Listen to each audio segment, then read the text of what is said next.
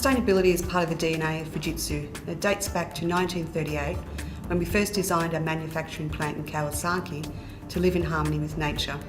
By that I mean that we actually built an artificial lake and we planted a lot of trees to actually create our impact back to the environment. It also extends to the future where we have policy dating out to 2100 for sustainability with mid-term targets to 2020. In addition to looking after ourselves, we've also committed to reducing our customers' emissions between 2009 to 2012 by 15 million tonnes. Sustainability is actually how we do business.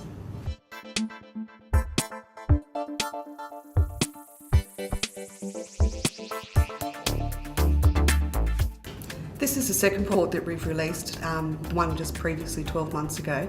And the methodology we use is based on a survey containing 80 questions looking at ICT sustainability. It includes questions about practices, processes, technologies and behaviours across 5 key dimensions of IT. The first one being life cycle, end user computing, enterprise, IT as an enabler and metrics. This survey has included responses from 1,000 CIOs and senior IT managers around the world.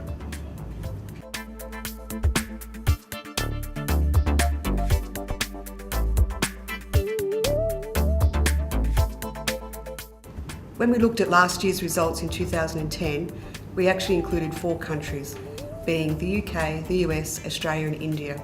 This year, with the 1,000 responses we have, it actually allows us to provide a benchmark for 7 countries. So the additional 3 countries are New Zealand, Canada and China. What's disappointing from the results from this year compared to last year is that we seem to have declined when it comes to ICT sustainability maturity. That being that the score that you can possibly get out of 100 has declined from 56.4 down to 54.3. That indicates that maybe some of the buzz around green IT has gone out of the market. But more concerning, the areas that have declined is in end user computing. And this is traditionally where we implement a range of quick wins. So what that means is that the quick wins we have implemented have grown back. And that also it reinforces the fact that we need to institutionalise these changes and make these behaviour changes, not technology changes.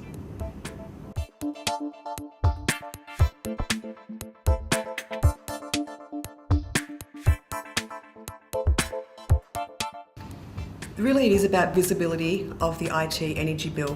One of the key findings in our research was that only 14.2% of respondents have included energy in the IT budget. And of those 14.2, all of those have a higher score. So they typically have a performance score of around 65, whereas companies that actually haven't included IT, energy in their budget, have a score of around 45. So really it is about visibility equals better performance.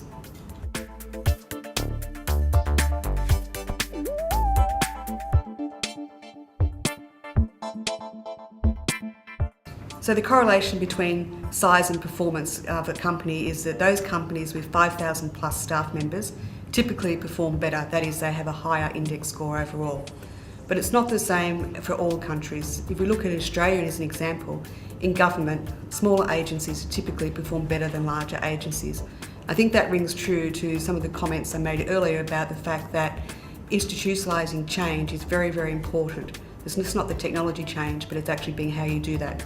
So we also saw in New Zealand where there is typically an opportunity for smaller size organisations that they can actually make the change quicker and faster.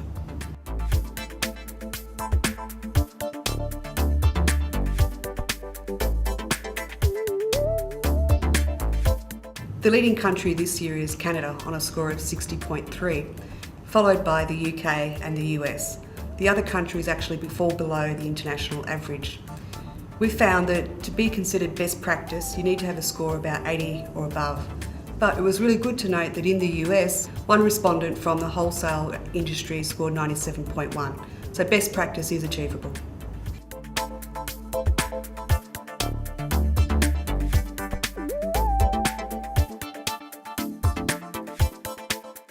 Not surprisingly, the ICT, comms and media industry is the leading industry, as it was in 2010, although it still has declined since 2010. The least performing industry is manufacturing. But interestingly, in Canada, which we know is the leading country, manufacturing performs best.